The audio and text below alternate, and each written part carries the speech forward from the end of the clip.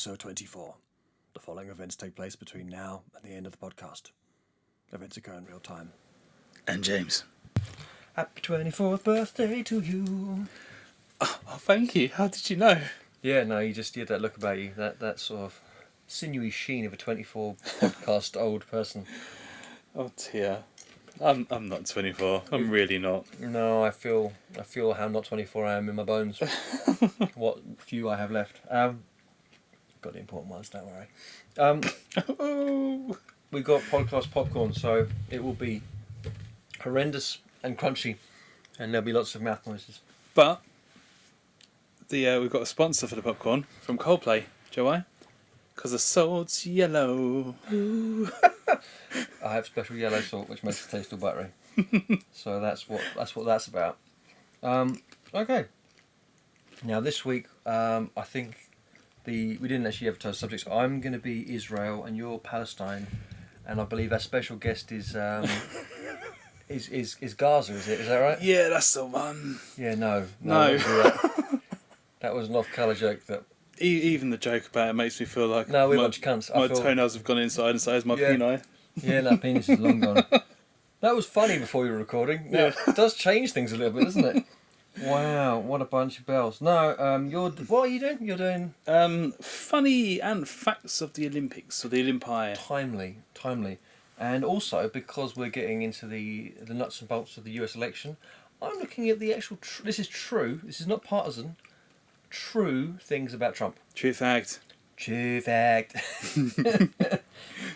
Fake news. No, but make podcasts great again. I'm gonna try and clear away from my own opinions, because it's just like these are objective facts, and I'm only going to talk about objective facts. I'm going to try and avoid.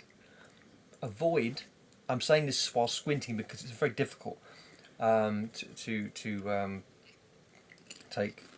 I don't know, editorial leanings. I feel like no, lay it out, and then you can interpret it how you like. Okay.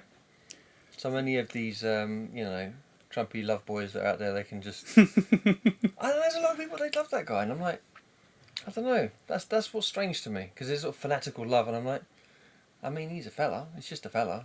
I always find that weird when people get like weird about that sort of guy.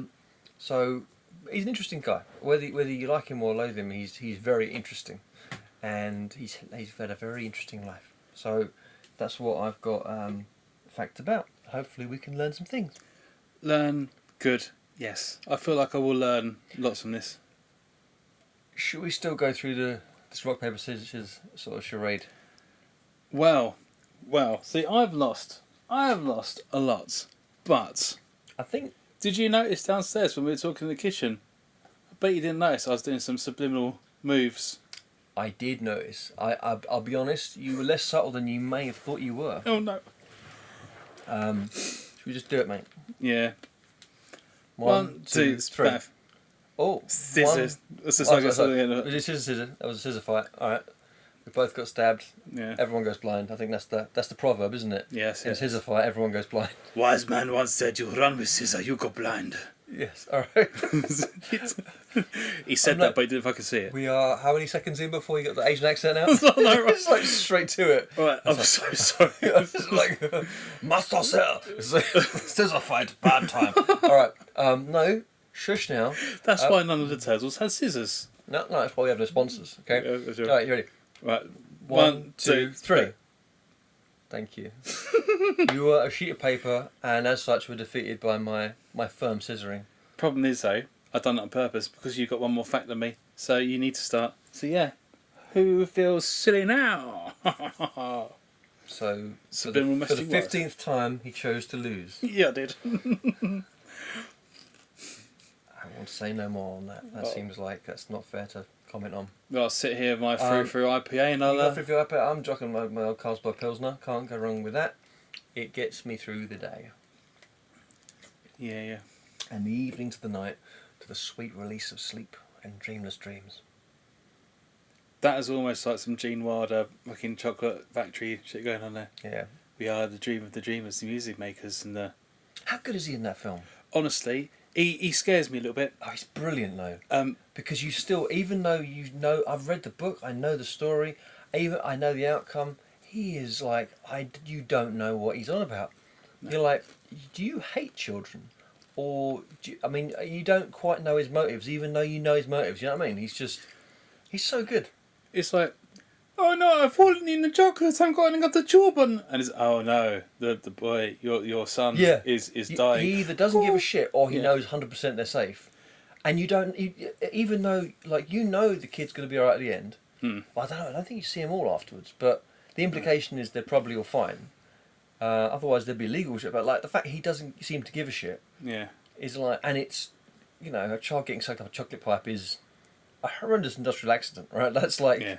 at the very least, that's a lawsuit. But, yeah, he's great. And that makes that even like that Tim Burton like pile of nonsense. It really bummed me out because I was like, I think you missed the point, guys. Mm. I think you missed. I mean, the book was you made the book probably more accurate than you, but I don't really get what old he was doing. Anyway, that's rambling. So I'm starting with old Trump. So I'll start with a little one. Not making any comment. No, I'm not even going to say it. No. I'm going to start with the name Trump. His family name of Trump has actually been documented for a very long time. He's got a long lineage going back to the 1600s. Is where it's originally known. His family are from a variety of different countries, but they were, I believe, originally Dutch, but they lived in various European countries before they went to America in the 1800s, I believe. But the original family name was Drumpf or Drumpft. Drumpf. It was changed after the 30 Years' War in the 1600s, and that's when it was changed to Trump. Ooh. So it was Drump or Drumpf or Drumpft, depending on the chronicle or the book it was originally stored in. So yes, there you go. Start with a light one. Yeah. I'm not even making fun of it. I'm just saying that was his name. They were the Drumps, and they became the Trumps, which is a colloquial term for farting. Anyway, moving on to James. Yeah, a Trump. Cool. I did not know that, so thank you.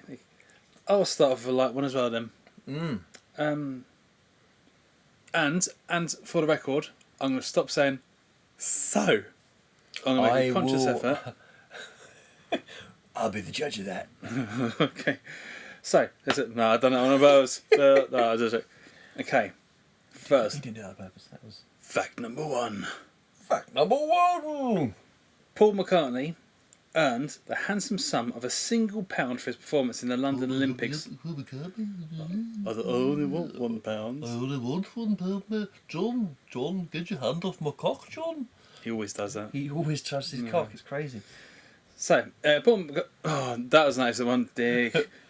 Nobody touches my cock. All the way behind the snare drum. I call it a yellow submarine. I got jaundice. I'm a sick little sad wang I've got. I call him the fat controller. Sorry. There you go, done. Paul McCartney earned the handsome sum of £1 for his performance at the London Olympics, earning as an opening ceremony in 2012. Oh no, how will he get by? I know, right? Poor waif. Paul. Living, scrimping and saving, living off his canned beans. Yeah. Though he and other musicians who performed essentially donated their time, they needed to earn something, some amounts of money to make their concert official. So to make it official, they said, "Oh, we'll have a quid then, won't we?" And yeah, that's it. It is kind of a scam. I was talking about this at the Olympics with because obviously originally the Olympics were it was an international where everyone getting along, and it was like, okay, we're doing this, we're country to country, so we all get playing, and it's just it was a test of drank the beer wrong there. It was a test of obviously physical endurance, physical ability, but it was also international cooperation and just diplomacy. That was what it was for, right? And then they put it on TV, in I believe like the 30s. I think was it the one in Germany was the first one. I remember I've seen footage of that one, so I assume that was one of the first ones. But then since then they've had all this, and now it's just like there's billions and billions and billions spent, but no one ever gets paid. All these athletes who like train their entire lives for like the 12 minutes they're doing this one particular thing, and they are literally the stars of the show, and they don't get a penny. They sleep on cardboard boxes, and they fucking, you know. Well, there is in my facts. There is a little bit about about some not payments that they get, but they get some perks. They get some perks. You're making that look like a shady thing. It's like, hello, I am the I'm the Olympic wanker. I go around and just bash everyone. It's like, There's the one person that was the one job. The first job in the Olympics was to walk around and make sure they handy J everyone. Yeah, it's just like, have I done you yet? Yeah, no, you've done me, Gary. Just fuck off. It's like, are you sure you don't want more? God damn, man, no, leave me alone. I'm here for the javelin. Olympic tugger. Anyway, bloody hell. No, let's trumpet. The trumpet.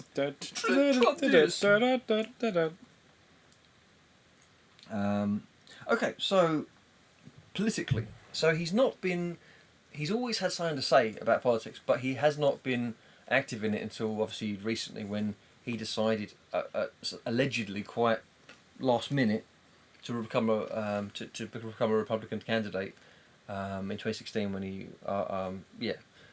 so that's when he originally jumped in, but he's actually been all over the map in terms of affiliations. He always said, historically, there was a famous quote where he said, if I ever wanted to get into politics, I would do it as a Democrat, which is the sort of centre-left party in America, the same as Labour over here, I suppose, if you're not aware. But yeah, he always said, I'd do it as a Democrat because those people are easier to relate to. And he's always donated as a Democrat.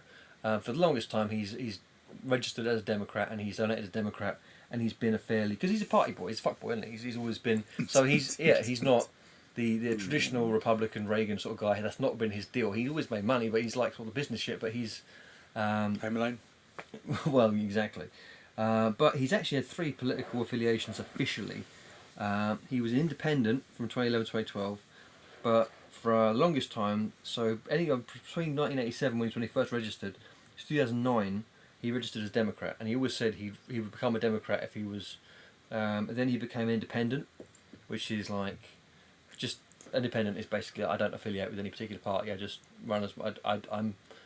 You know, he would just say that, and just like, it doesn't really mean anything unless you're running as a politician. It doesn't mean anything. It's just, and then he just decided fairly last minute to declare himself Republican. But at that point, he was so famous from the Apprentice, that it was like, oh, he's hot shit. We'll get him on board, and it all just worked out because he's a lucky fucker. He does all right. But so yeah, he's affiliated various all over the place, and he seems to just sort of play the room he's in. Let's say. So I'm not saying that he's a fly by night, and he doesn't mean what he says. I'm sure he does, but he has been all over the shop. Let's just say that maybe he's not a staunch. Yeah. Anyway, dog just woofed. Where is he? Oh, he's over there. Woofed. He's there. Oh, dog is here, but he's being weirdly cool today. He's dogcast. He's low down floor dogcast. Just like collapsed. He's had a good old walk today. He should be a good boy. It's warm. Yeah. Made a doggy friend today. He's a big Labrador called River. River? I think River. And they're running around, and he just would not leave her bits alone. And she got proper fucked off with him. And he just, every time they'd stop running, he'd just be like, just licking her. And I'm like, I'm so sorry. Like, oh, she's been done. I don't know why I said that. It's not girl dogs, boy dogs. He just loves bits. He loves butts, taints, balls, vag. He just, doggy bits, just all over him. He is a sausage dog. But yeah, I might have to get him done, Have it calm. It might not calm him down. I might rip his nuts off and it didn't do any good. That feels bad. That's what, if I knew 100% it would chill him out, I would do it. But if it doesn't chill him out, he's just, Just hide him from him for one day. Just give him. I don't think it's the visual. I think it's whatever they're, they're just like pumping dickhead juice into his brain. That's what I want to stop happening. But they might not be. They might just be the brain he's got, Yeah. Yeah. The reason he's not been done, because all my previous dogs, I did have them neutered. But the reason I didn't is because sausage dogs, Dachshunds, they're famously shitty backs. And if you castrate them before they are for 18 months to 2 years, it can weaken. It stops the bones development because men who have this is actually weird, but when you stop that happening, they don't get testosterone, and men without that don't have lower bone density. So I'm not getting into any gender shit. Let's not get into that. But that's why I'm not an irresponsible owner. That was what I was making. That was the point I was making. Anyway, Bonus fact. bonus facts. Side wang. Side wang. Tell me things about the Olympics. No, sorry, Olympics. I'm calling them Olympics from now on. Olympics. Olympics. Okay. Oh, Olympics. Olympics. Olympics. In the Paris 1900 Olympics, Olympics. this event, admittedly, only a test event, meaning that it didn't have the full Olympic status. But mystifiingly, it didn't make the final cut. It didn't make the final cut.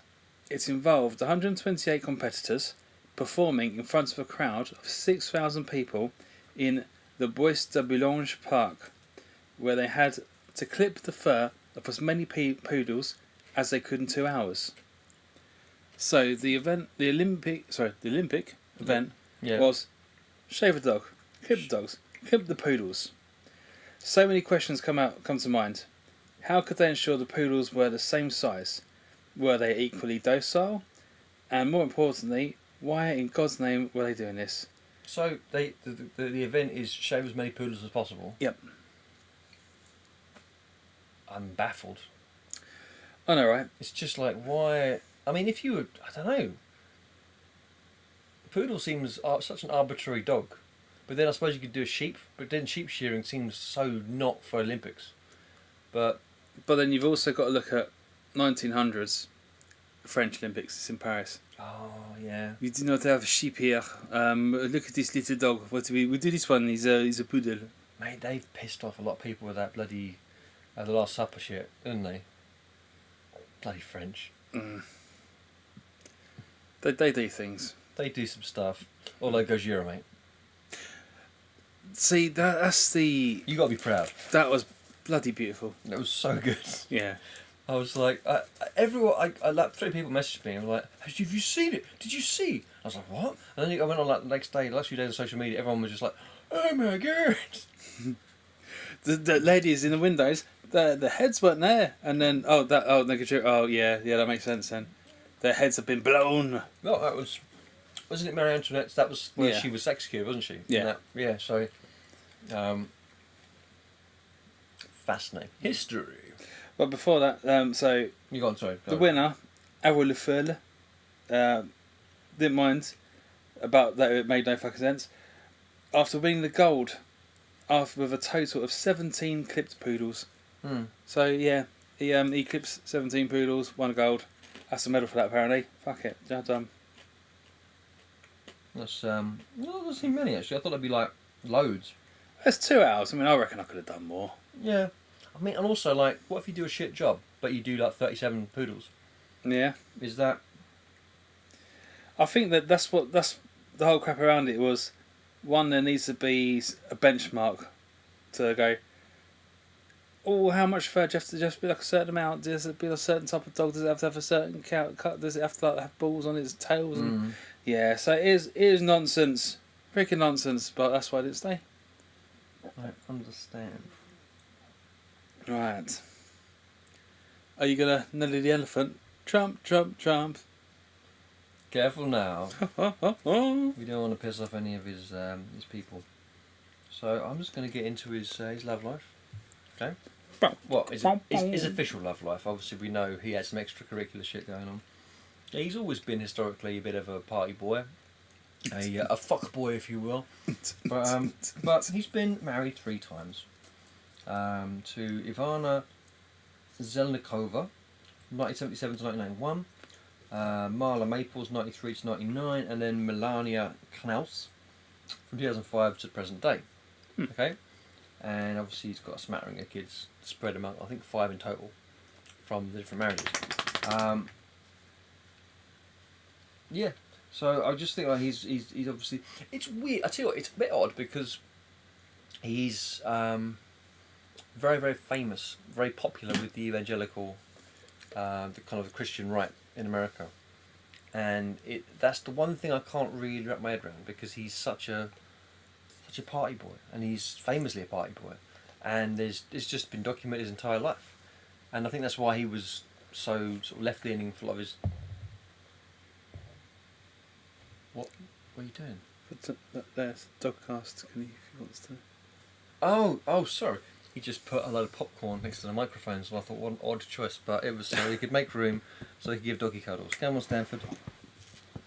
Stanford O'Malley, come on. Okay, all right. But yeah, he's just been a bit of a. Now, officially, all of these divorces. There's been 2 divorces, obviously. They've both ended in substantial payouts and sort of amounts going out to people. So there's no necessary official straying, shall we say? Even though there have been numerous cases of people who've, I mean, like, I'll get into it later, but we know he has. We know he's been a bit of a rude boy over the years. This is not. This isn't subjective. I'm not saying this like as an opinion. He definitely has. He's been a naughty boy, and he's claimed he's been a naughty boy. I mean, we've obviously heard him sort of, the locker talk in that. You know, remember the famous radio interview? Talked about grabbing me by the pussy. Yeah. So all that sort of stuff, he's known for it. There's been numerous people who have claimed that he's been inappropriate and all that sort of stuff. But it's a weird thing, because it just seems like that would be an important thing, and that would be like if he's your guy, you're like, okay. But anyway, yeah, that literally was it. Mainly, it was just like, okay, he's just been banging through the wives, and it's just although Melania's it's been a minute now, so maybe she's the one. Yeah, they do seem ever so in love. Yes, I've seen the way that they look at each other. Yeah. Yeah. Although, yeah. Anyway, I can't. I'm not going to give opinions on it. I'm trying to be fair. Yeah. I'm just going to excuse me.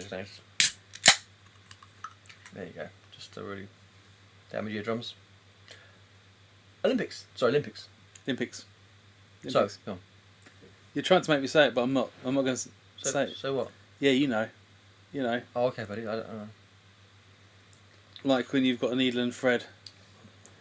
Tell her dear, a female dear, ray, I drop a golden sun, me a name, I call myself, far a long way to run. Pocket full of calm. Right, go on. Olympics. Sound of music, that's gone really dark for their bucket.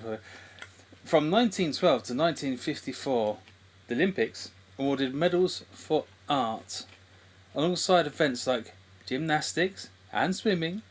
An Olympian could compete in painting, sculpture and architecture, literature and music, so long as whatever they submitted was inspired by the concepts of sport.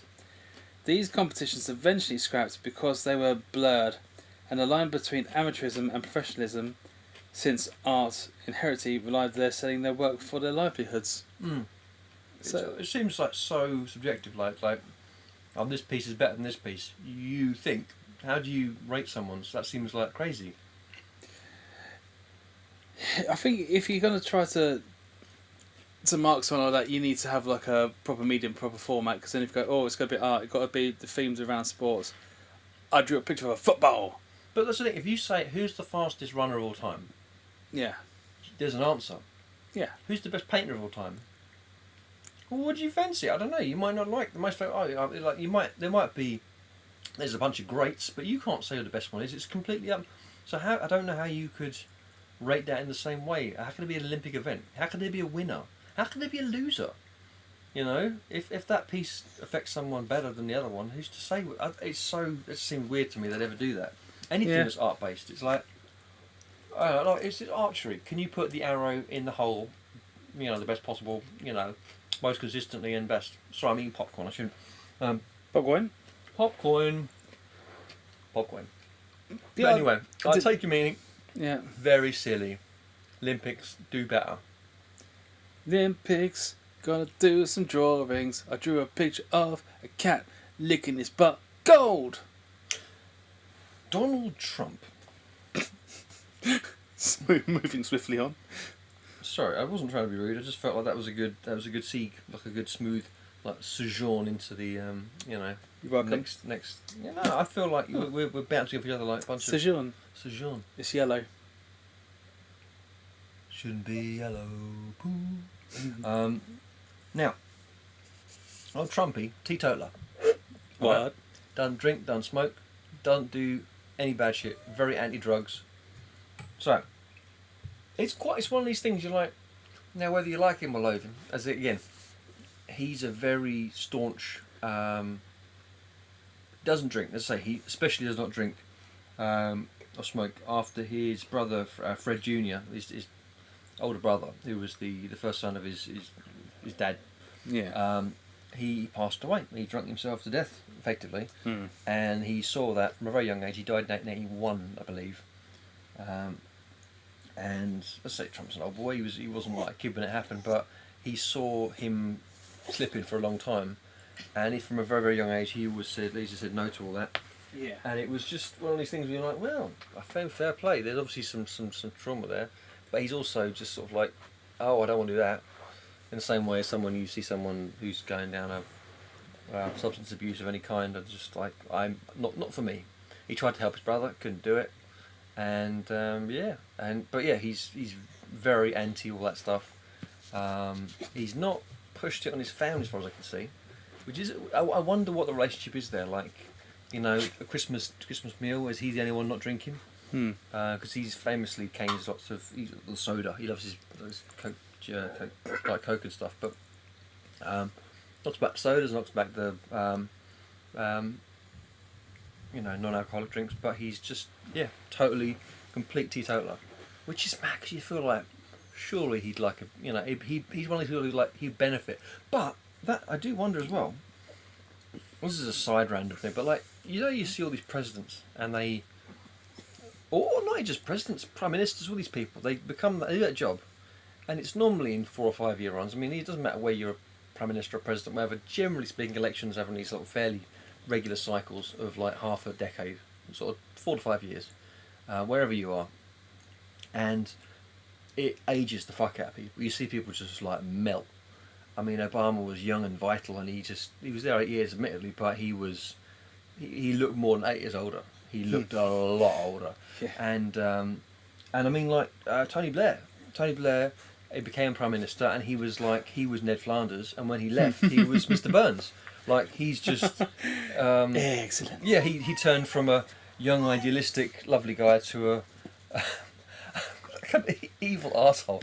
No, he's not evil, but he seems incredibly different. He's, like, incredibly shaped by that. But maybe they're all just pissheads. Maybe they just drunk themselves into this, like... because the pressure of the job, and Trump's just like, no, I won't do it, no, and just like won't drink and won't. But I don't know. Maybe he's on another drug we don't know about. But that is allegedly. No, that's not even allegedly. That was a maybe. But I do wonder. I ponder these things. Yeah. But fair play. Yeah. Fair play. He drew a line, and I respect that. I was going to say, quite respect for that sort of thing. Yeah. Wow. Anyway, Olympics. So you say... I didn't say it. You did. You said so. You say. Yeah, I thought you was fixing a t-shirt or something. No. Did that? You thought I was sewing? Yeah. So you say. Oh no, you didn't say so. That's what I thought you meant. So I'm just going to arrange this so I can better scowl at this man. Okay. Please, Olympics. you know that they don't get paid. You're saying as much. Sorry, I didn't mean to. Yeah, for shouting your fact, I'm sorry. No, you didn't. Because here's the payment. Ready? Oh, go on, tell me. Australia ordered.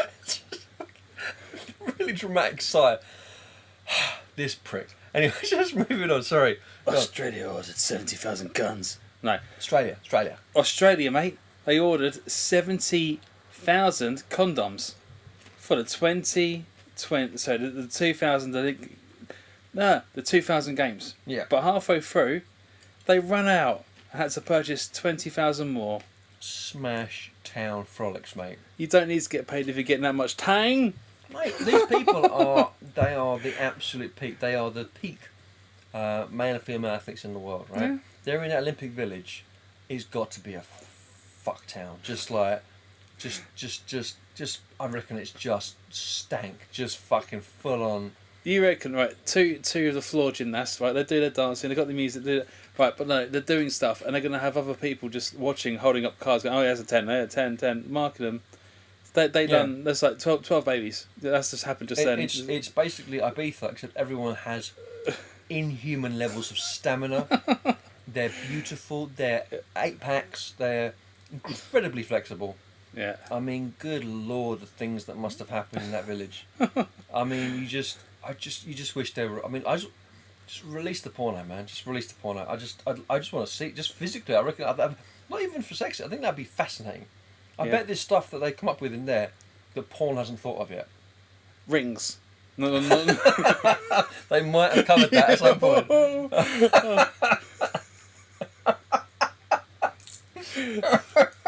Oh dear.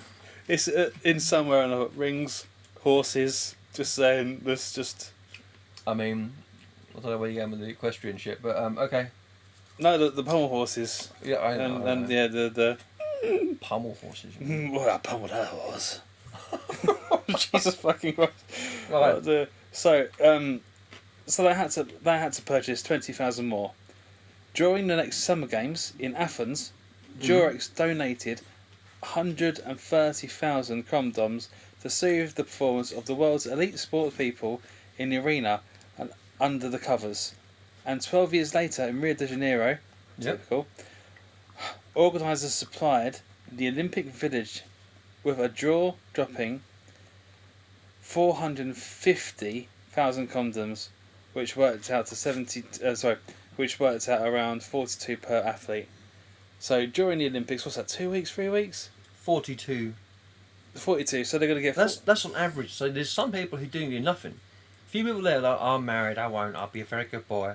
I'll save all my seed for my speed. I don't know, whatever the hell. But then there's some people who are just hundreds, just like, good lord. Do you want to know when I first heard that fact? Do you want to know? Because my lovely wife, she helped me with some of these facts. I've been a bit of a busy boy. But when she found that fact in particular, do you know what my first thought was?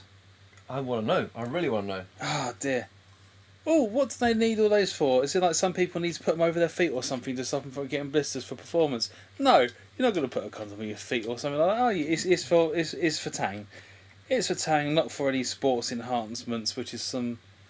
Yeah, I thought maybe the runners, they put a condom over their foot, then a running sock, and then that stops them from getting blisters because they've now got strawberry flavoured lubed feet. I don't know. So you heard a bunch of athletes are getting through loads of condoms, and you were like, "What are they doing with them? Are they making balloons?" And you went straight to like everything apart from the thing they're made to be used on. Well, I thought, how's someone going to get through 42 of them? You know, I'm still on box 2. No, Don't say it. I thought that's a lot. That's big. There's big numbers. Do they need to use it for some sort of sporting? Oh, it is a sporting aid, I know, but I don't know. Like I said, Dude, the first thing was foot. The guys there especially are insane, peak optimal. They have, I mean, like if you do like loads of resistance workout, right, it does increase your testosterone levels, right? So if you're doing fucking 18 hours a day or something, some of these people like, and you're like 21, you're literally a skin sack just full of cum walking around anyway, and all you do is work out and just get even more yoked and you get nothing but the female gaze. You are just a literal fucking throbbing cock walking around. So you probably need. I mean, you're probably just a nut factory, man. And the women are going to be the same because they're like, again, they're in this peak, you know, and they're in this village, and also there's the celebratory aspect of it. They've all worked towards this, you know, they're living in like, it's like the whole. It's a multi-week, just constant rolling orgasm, just a giant fucking fuck sesh, right? And everyone there is just in constant ejaculatory mode, and I just feel like that's why they're getting through 42 apiece, because they're just walking around. They're like fuck, like fucking seagulls, It's like nicking chips and just nicking chips, but just like fuck, fuck, fuck, fuck, fuck, and they're like, yeah, and they're just like swarming and just I reckon it is just insane, like Freshers Week, but with just like again 6 packs. Everyone's in like skin tight lycra, just like exactly what everyone's rocking with. No one's trying to hide anything. No one's being discreet, and you're on the other side of the world, right? Even if you are in a relationship, who's gonna know? What happens in the Olympic Village stays in the Olympic Village. You know what I'm saying? Nah, filthy bastards. Well, I feel like we have. I mean, this is going on right now in France, isn't it? I mean, it was going on this way in France anyway. I mean, you bastards are like. Oh yeah. Baguette. Fromage. Un vache. Well, why is there a cow there now?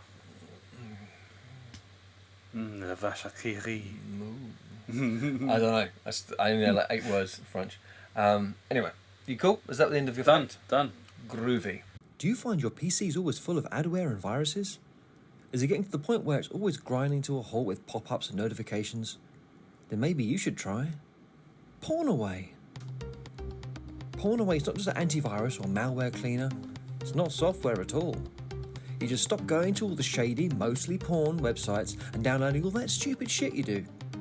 If you get an attachment from a stranger or an obviously hacked email of a friend, just don't open it. That's it. No monthly subscription, no card payments, no complicated installs with 3-part verifications, texts and all kinds of other nonsense.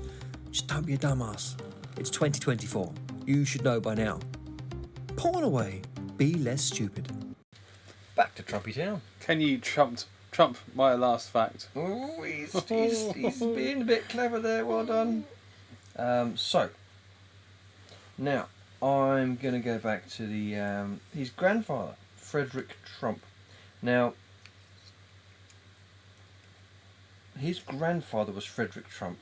His dad was Fred Trump, or Frederick Jr., and his brother was Frederick the second or third. I don't know how it works. Basically, Frederick was the name going through. So Donald was not. He was not the oldest son. He wasn't the heir apparent. He was. But yeah, anyway, so that's by the by. But his family fortune. So they were not. They were an established family. There's a history going back to the 1600s, like I said. But they were not rich bastards. In fact, even in broad sense, they weren't crazy rich until fairly recent. So his family fortune began with his grandfather, Frederick Trump, Frederick the First. Not the first, that's like a monarch, right? But he was the original Frederick Trump, pulled in a fortune by operating restaurants and board houses in the boom towns in Seattle and the Klondike, Canada. So this was during the gold rush towns. 1 second, I need to sneeze, and I feel like that would be something that would be... Oh, it's gone. Oh, no. I'm going to stare at the light bulb. Is that a teaser? Oh, you dirty bastard. I love a good sneeze. Oh, it's gone. It's when it teases, it's horrible. Oh, not a sneeze tease. That's... Oh, God. You blew ball in my nose there. Can you not fake it? What for who? Who's that for? Is that for you? Would you like that? Listeners? They're like, oh, Dan had a lovely sneeze. Good for him. No one's thinking that. Maybe there's a little old lady trying to crochet you a handkerchief so you could have a nice thing. Oh, he sounds like you could use a nice little sneeze. And maybe she just needs to hear to make sure what she's doing is worth it. I might let the dog out. He's had too much to drink and he's talking crap. Yeah, he's talking a lot of weird stuff about crochet napkins and grannies and I don't know what's happening. But yeah, so anyway, his grandfather, the original fortune that was, I suppose it was, the thing is, you look at the numbers and they weren't like crazy rich, but there was a bit of family money going back. That was the first time there was family money. So it was the grandfather and then his dad did a bit better. His dad was a good businessman, but his original grandfather was, so this is Trump's granddad. He had a couple of restaurants going, then he was letting out board houses and he would just rent out rooms to all the prospectors and miners in the boom towns. The boom towns were the towns that shot up in the late 19th century gold rush around Canada and Seattle. Seattle was weird. I don't think it was a gold rush town, but there was There's a lot of industry, and he just like started letting out rooms.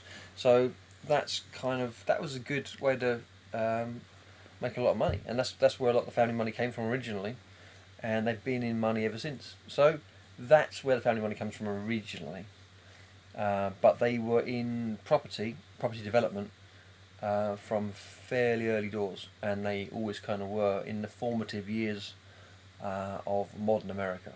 So, yeah, foot in the door, certainly. Definitely a step up for the bugger. But anyway, again, there's not a partisan swing on that. That's not a good or a bad thing. It's just that's where it comes from.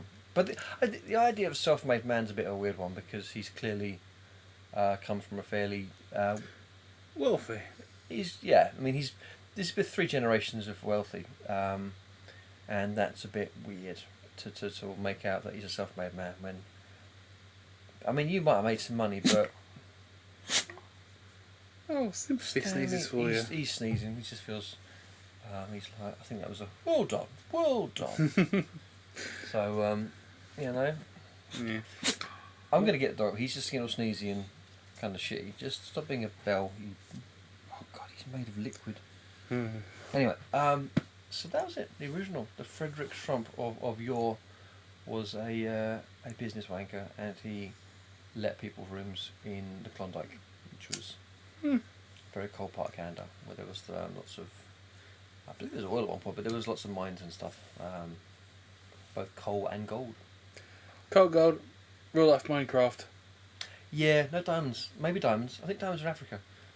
Don't care. Yeah. Don't digging holes. Don't want to go down caves. No. Mining might be the worst job I can think of. I know, right? Or deep sea fuckery. Just anything deep sea. No. You know, I have to go down in those like high pressure, like fucking massive suits. Oh, dude, there's a film. I got to see. It's on Prime. Oh, I find the name. Literally, this is this plane, right?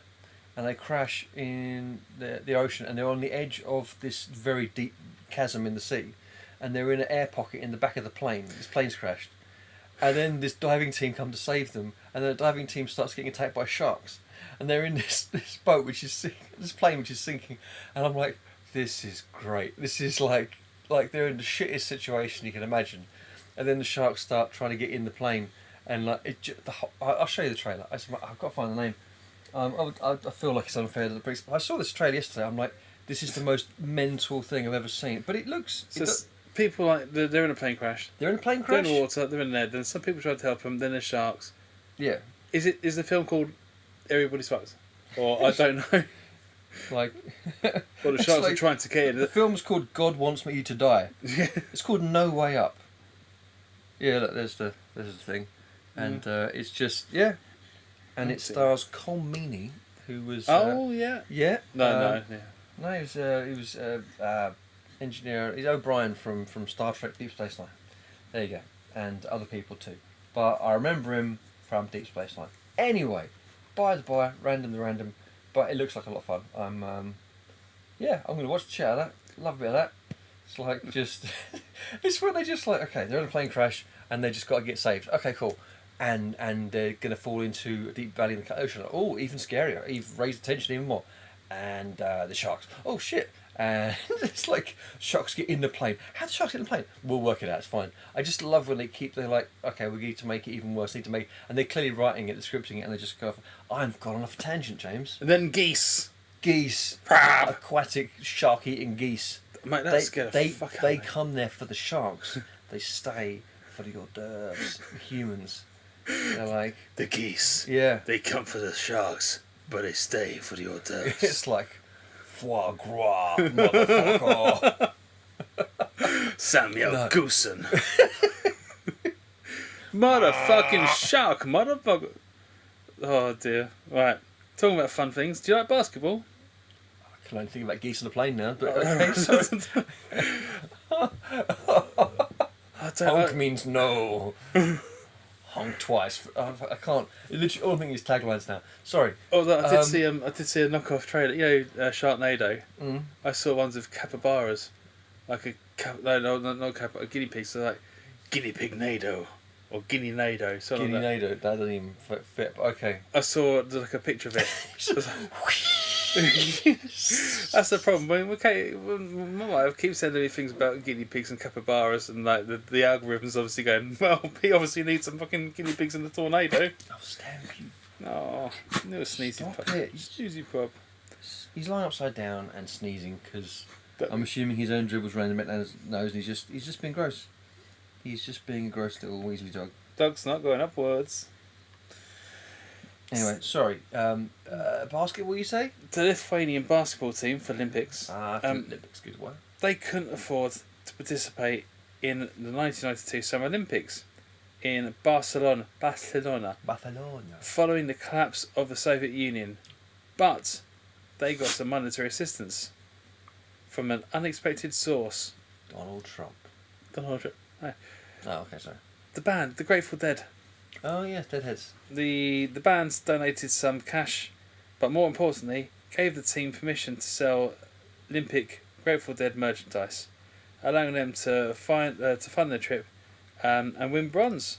Naturally, the team competed in uniforms tie-dyed with Lithuania's national colours, yellow, green and red. That's cool. That is pretty cool. I mean, it's like... So I don't really get the... I mean, there's a Lithuanian tie to Grateful Dead. Are they... No. Lithuanian band? They just were like, oh, no, that's not cool. We want to help them out. They just liked them. It's all sort of... They're linked to... I kind of want a Lithuanian... Tie-dyed. Grateful Dead. Yeah, I really kind of want that now. Yeah.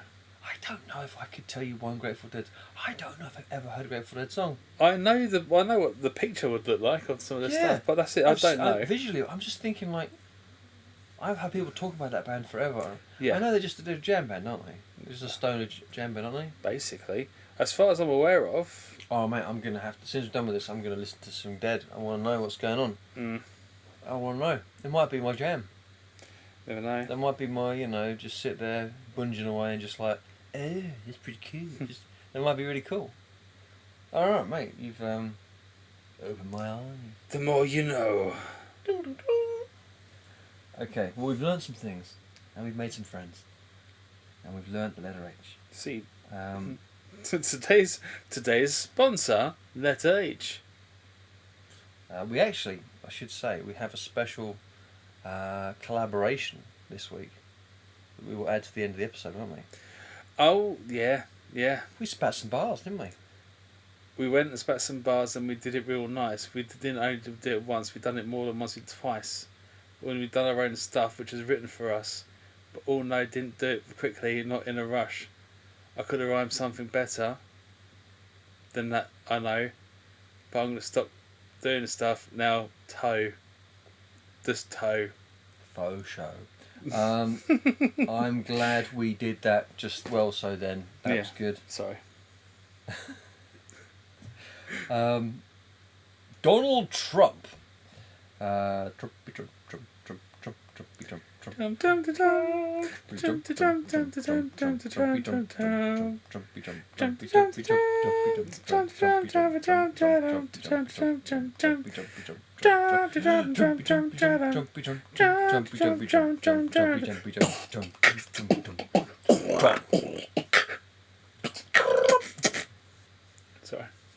He attended the New York Military Academy. Fucking hell. Even stand, he's smooth like a biscuit. Smooth like a creamy weasel, mate. Trump attended the New York Military Academy, aka NYMA. To him, he credits Australian there. He credits it's more New Zealand. He credits. Anyway, he credits much of his success.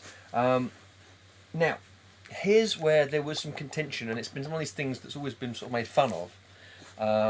And I don't know if it's necessarily the case, but he avoided being drafted into the military because this was the time. This was 68 through to 71 during the Vietnam War, and they still had the draft. So you were given those people who were drafted up to the war, and that's kind of mad because we've not had a draft in this country since the Second World War. So it's just kind of bizarre. But like Vietnam, which wasn't crazy long ago, 55 years I suppose, but still. Like there were people alive today who were drafted to go to Vietnam. Yeah. So that is in some relatively recent history. But yeah, so he was drafted. He was drafted. He was the right age. He was probably about 20, 21, and he was drafted to go to fight. Now, he was twice determined to be fit for duty. He got a 1-year medical deferment in October 1968 due to bone spurs. Then 1968 he received a high placement number in the draft lottery. That basically that he, when you get a number. So this is a weird thing because in America, this was something that was sort of I didn't realise till well I didn't realise at all, but I sort of think if you were there were loads of weird exceptions that say you can say allegedly to get you out of going to Vietnam, like you know the idea of like getting out of it is kind of it could be argued as being less than supportive of your country. I'm trying to be careful here because I don't want to call someone. The sort of thing people, like for example, if you didn't go to the war in the First World War, you were called a chicken. That was a coward. That was like you were literally people were feathered and tied feathers. Right. That was what they did to people who got out of. So there was a lot of stigma with that. There was a bit less stigma because Vietnam was a less popular war or less necessary war and was not publicly thought of very well. But a lot of people got out of it. But it was, in terms of the people who were conscripted or given the draft, the ratio of black to white people who got out of it was 4-1. So if you were drafted and you were a white guy, you were 4 times more likely to find some sort of reason to either defer that. A lot of it's to do because there were black people in higher education. There was just less of that, so that was a thing. But so I'm not saying that he got out of it through anything apart from reasonable, but he was found to be twice fit for duty, and then he managed, because he was in education, he managed to get it deferred for a year. So they said, okay, put it off for a year. He did that twice, and then the third time, when he couldn't put it off anymore, he was diagnosed with bone spurs, a condition that has not affected him the rest of his life in any way. So, I mean, I'm not saying anything, but it does strike me that possibly he squeaked his way out of that. Yeah. And then when that didn't work anymore, he was put in the draft. He was given an incredibly high placement number that largely accepted him from the draft. And then Richard Nixon got rid of the draft altogether.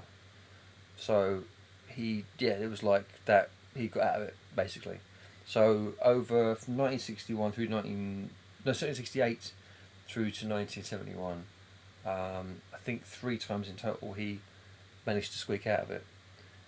So it's not a great record, but then who wants to go to Vietnam? No, I wouldn't want to go to Vietnam. So I mean, it's weird. If he wasn't again such a staunch Republican and a bit of a shit talker, I think anyone that again, I don't think that's me being shitty. I think that's just he's a shit talker. That's just his style. I think it kind of doesn't lend itself to that when you've squeaked your way out of military service 3 times. It kind of eliminates you from being able to say anything bad about anyone who's fought for king and country, or whatever the fuck you call the American equivalent of that. Anyway, yeah. Ooh, very interesting. There you go. I'm trying to be ever so careful. I don't want to, set any of these mad cunts off, Oh. Sorry, did it slip? Oh. Alright, well fuck it, I'll stop trying. Alright, you up next. There we go. That's what we knew. Yeah, almost said it. Stop myself. In 1984, Olympics marathon was one of the most bizarre races ever run. The marathon? Yeah. Okay. Olympic marathon was one of the most bizarre. So 1984. Many of the competitors had never run a marathon before, including a man who showed up in a full-length dress pants. Full-length dress pants. Full-length dress. His name was Margaret. Yeah. It's not a joke anymore, mate. No. Competitor had a full-run marathon. So, full-length dress pants. So like a little suit thing. and a route wasn't provided, which meant athletes had to contend with clusters of dust that made it difficult to breathe. Only 14 out of the 32 men crossed the finish line, and Fred Laws, the guy who seemingly won, got a ride in a car for 11 miles for the race after getting cramp. Another Olympian, Felix Cavajal, got hungry midway through, ate some apples from a random orchard, and then stopped to take a nap. Tortoise and hare. When the rotten fruit caused stomach pains. He finished fourth. The gold medal ultimately went to Thomas Hicks, who was carried over the finish line by trainers after he started hallucinating that he still had another 20 miles left to run. Jesus, this is just a standard marathon. Yeah, but it's because it was one of the early ones. There was no sort of proper route or anything planned. None of the road was They just had treated. to geographically work out their way 24 miles. Basically. And then it's like saying like none of the road was prepped, so as they're running, they're getting clumps of dust. It's just going, spaffing up, and they're choking on it, and yeah. But Shit show. I know, right? That's disappointing. Stops to go get some rotten apples, and then he just And then if you want to win, get a car for 11 miles. Why not? Why not? He had a nap when he came fourth. Fucking, that's crazy. I know, right? Fourth, when there's only prizes for the top 3 rolls. Well, that's kind of you'd be kicking yourself like you had a nap.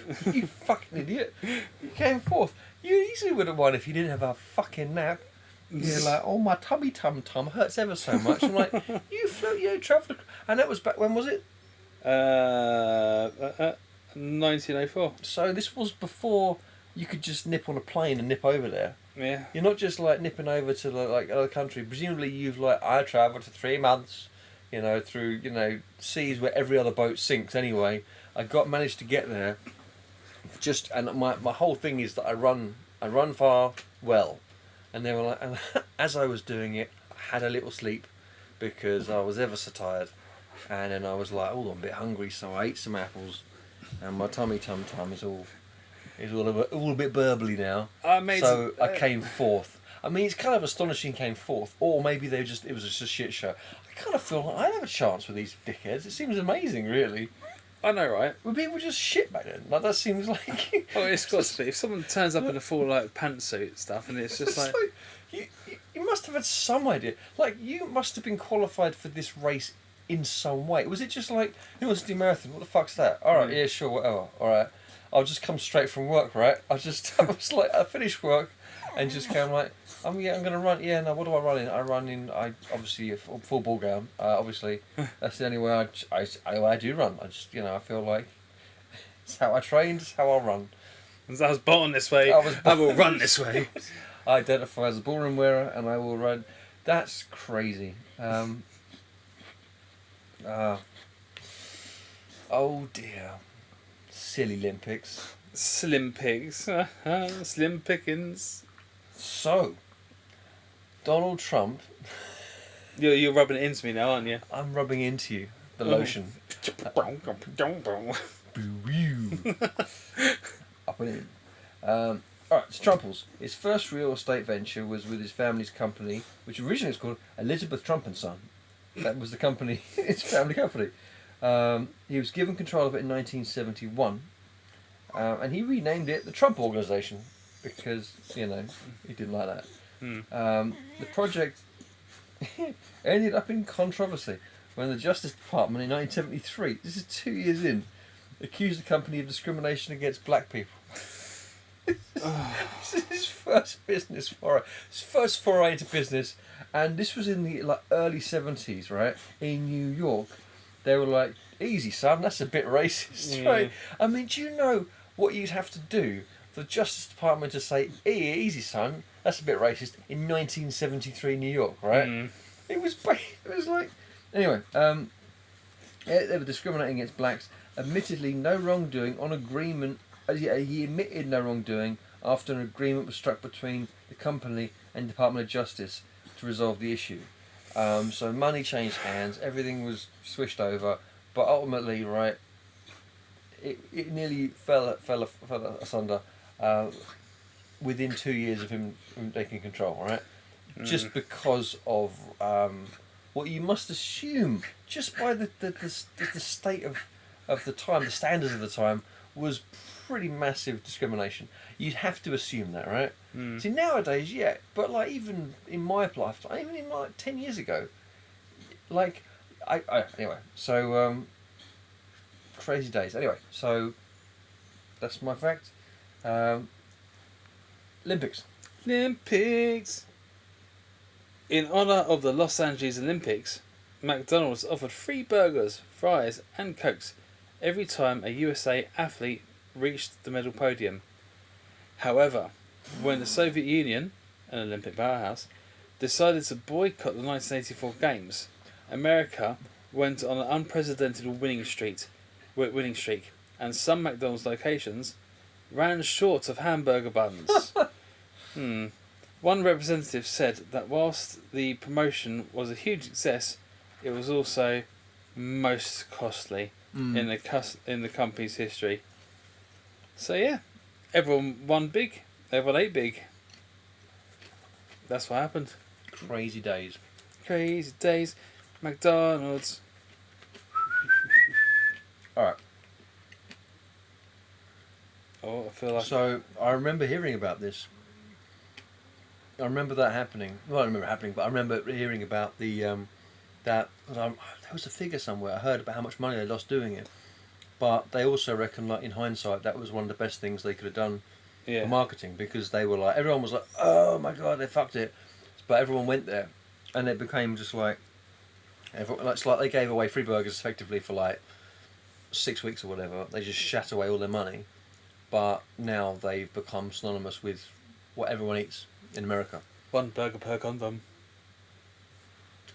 That, I'm assuming, is their whole marketing strategy, you know? Yeah. Burgers, condoms for your face. Or, I don't know. Well, if you do anything in it, you're not going to get pregnant. That's a good marketing slogan. How can we fuck a Big Mac? You can't get a burger pregnant. Job done. Fuck it or eat it, either way. Win-win. It's still salty. Special sauce. Oh dear. Right, tangent. Done. Tangent done. That was a very effective and brisk tangent. I'm just eating my popcorn. Alright, let's get to the real shit. Bankruptcy. Now, we all know Trump goes bankrupt all the fucking time. But he's managed to never personally go bankrupt. Trump as an individual has made billion-dollar losses, to the point where he declared a loss at one point and effectively didn't pay tax for, I think, about 12 years straight, because he declared it was 960 million. I'm pulling that out of my ass. I'm trying to remember it, but it was it was nearly $1 billion loss, and he basically, all the profits against that for the following 10 years, he didn't pay any tax because he was still, because of the loss he made in that time. So anyway, so he made losses and he made gains. Again, he's a businessman, so I'm not begrudging the other fucker for that. But 6 times he's filed for bankruptcy for his businesses and individual properties between 1991 and 2009. Now we're going to get into some of the specifics, some other facts, but for someone who talks about business acumen, it's like that's not great. No. Yeah. So, and the ones where he tended to go bankrupt, again, I don't want to name them because some of them come up, but like the casino thing was his casino. He had a casino at one point, and that went bankrupt. And that was one of these things where like that's largely understood to be just a win-win. You can't really lose money as a casino because you always make money. But there was a few ventures that were just like, these are surefire hits. But then some of them would like, well, that's a really... he had his own range of stakes. He had his own university. He had he's had financial institutes. He's had, various charities as well. But let's say like, bankruptcy is just something he's lent on. It's getting fucked. Let's fuck it off. Moving on. So I think it'll be less of a thing, And most businessmen probably have, and I'm just trying to be fair here, probably have as many under their belt. Like I bet if you look at Branson, he's got just as many, but because he doesn't brand everything with his own dickhead name, you don't like Trump steaks. Branson didn't. He probably has. He's probably got a steak range. He just doesn't call it Trump steaks or Branson steaks. He obfuscates it so that it's not necessarily clearly his. Has he got a range of pickles? Branson's pickles. I know. It's good, man. It's good. It's fair. It was reasonable, and it was. Let's be clear. That was the correct thing to do. I'm not going to begrudge you that. But I bet you a lot of businessmen have got a similar thing. But it's because of his need to brand everything with his own personal brand. Everyone knows about all of his failures as well as his successes. So yeah. So I don't know. It's like all the things that make up Trump. Like when you think of Trump, who do you think that guy? What are the not even qualities? What are the key features of that guy? I know, obviously money, The Apprentice, weird hair. Yeah, It's like a little floaty little thing. but that's almost part of the brand, isn't it? Well, yeah. It's like he's just like everyone just you see that and you're like that's that guy. You're never going to see anyone else and go, is that Trump? Is that Trump? Oh no, it's not. It's Derek. No, he's always Trump. Everyone knows who the fuck that is. He's got a very unique look, and I wonder how much of that is like a cultivated brand. Like he's the fucking red tie and it's like everything about the fucker, and the fact that it's far too long, and it's like hanging over his fucking dick. It's like what a weird it's just a weird affectation, but it's all part of this cultivated brand.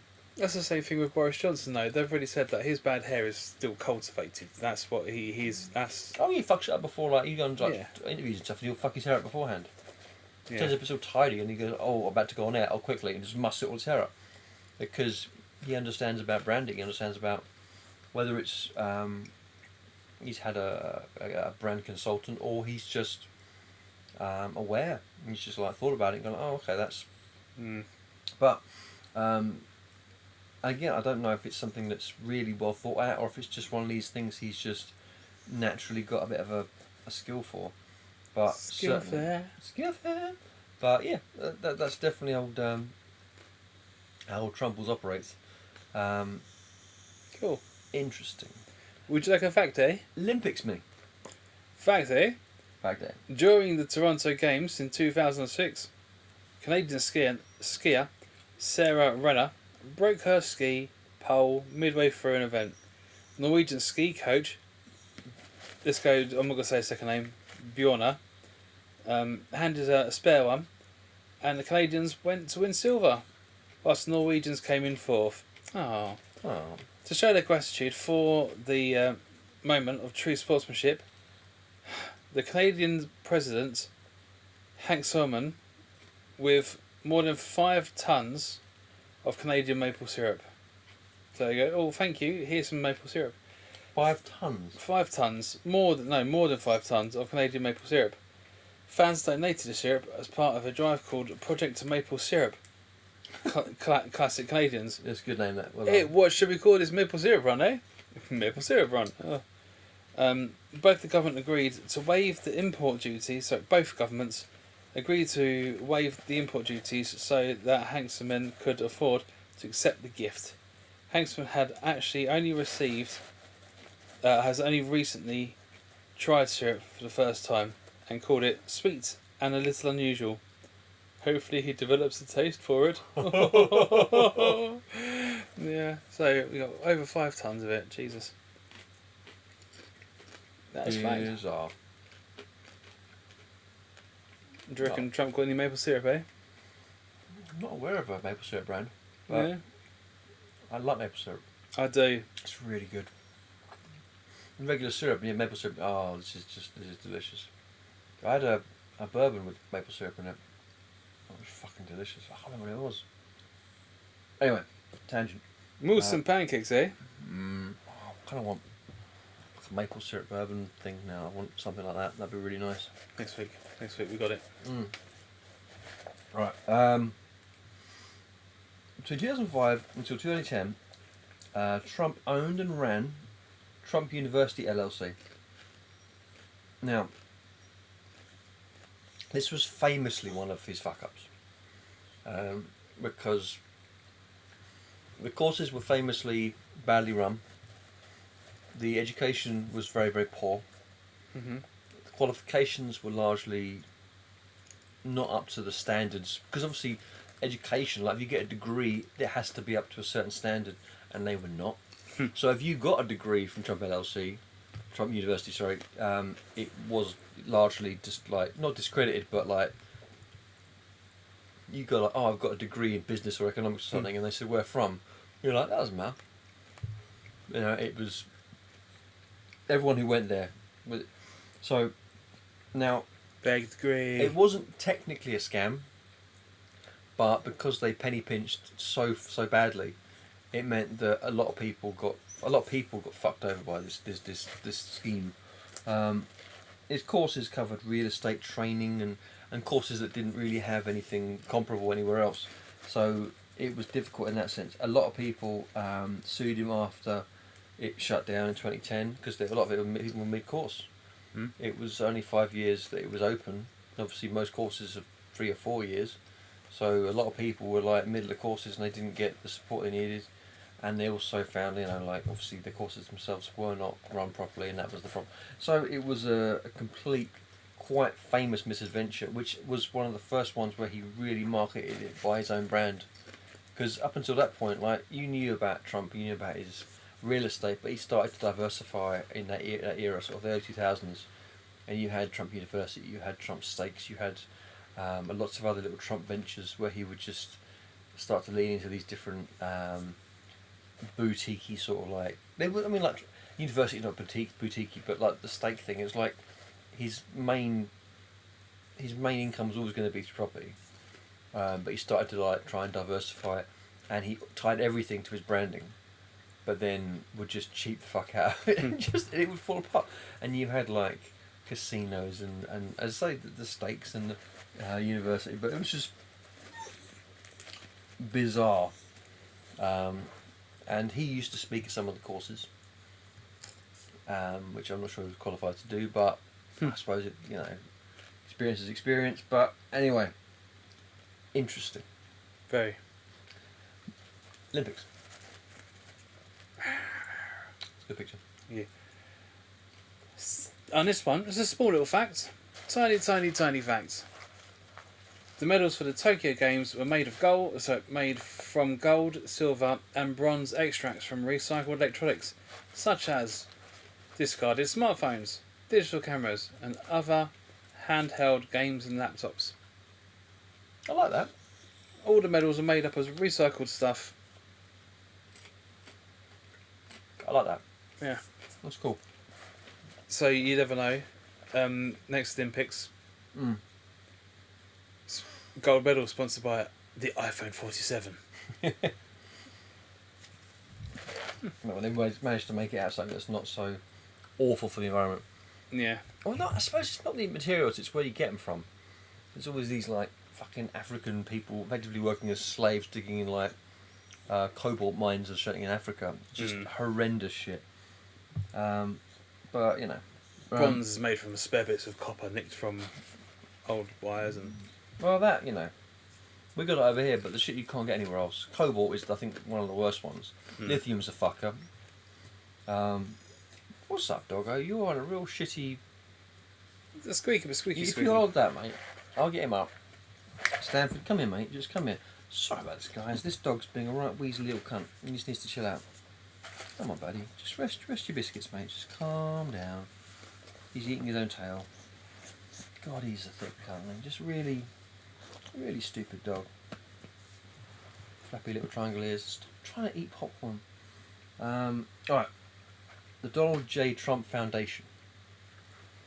This was his charity. This was his non-profit.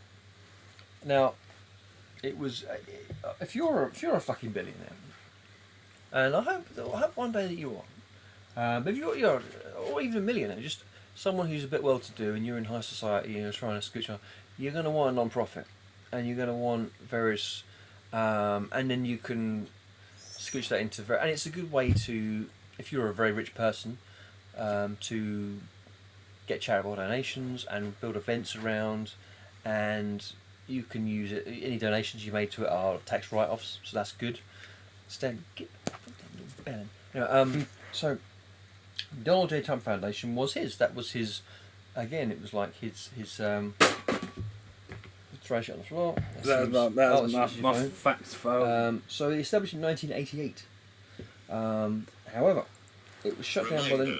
2 hours ago, the happened in 300 meters. Today, What is going on? 2100 My phone. What the fuck? My phone was talking. It was reading what was on the screen. And it's still doing it now, but I've turned the volume down. Can you stop it talking? Because it's ruining all the surprises of the future. I don't Can know. you stop it?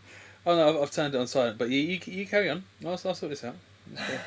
So, 1988, he established his Donald J. Trump Foundation. It was shut down by the New York State Attorney General Office in 2013 for many violations. This was a charitable foundation, but it was allegedly not used as such. So, the allegations, again, a lot of this stuff, there's been an agreement, money's changed hands, and everything went away. This is kind of an ongoing thing with him, right? Or anything affiliated with him.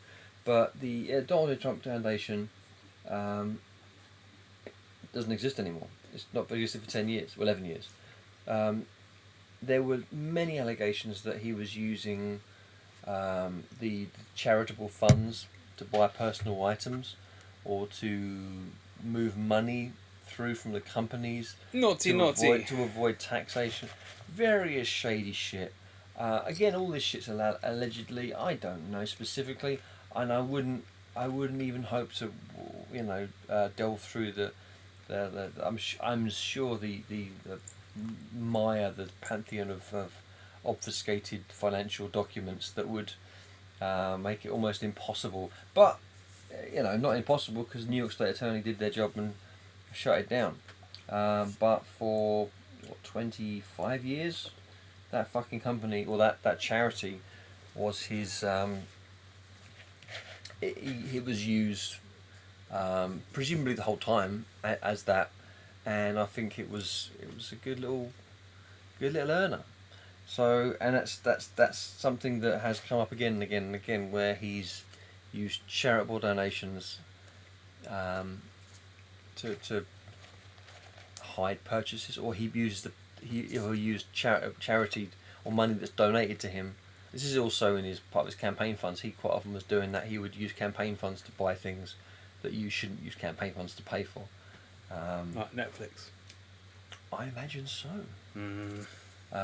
It's very nice and salty. But yeah, so naughty boy, bad little cunt. Anyway, go on. Just to carry on from where my phone left off, because obviously we rudely interrupted my phone being Sorry, James. I was doing the best I could. I'm only a phone after all. Maybe you should press me right. Oh dear, my phone is doing sexy stuff here. Jello's giants and inflatable tube men, you probably associated with car dealerships, they were actually invented for the Atlanta Olympics. The inventor, famed puppet artist Peter Minshaw, was inspired by the limpid, loose and graceful dancing style of the carnival celebrants of his native Trinidad and Tobago. They were used in 1996 opening ceremonies and have stuck around ever since.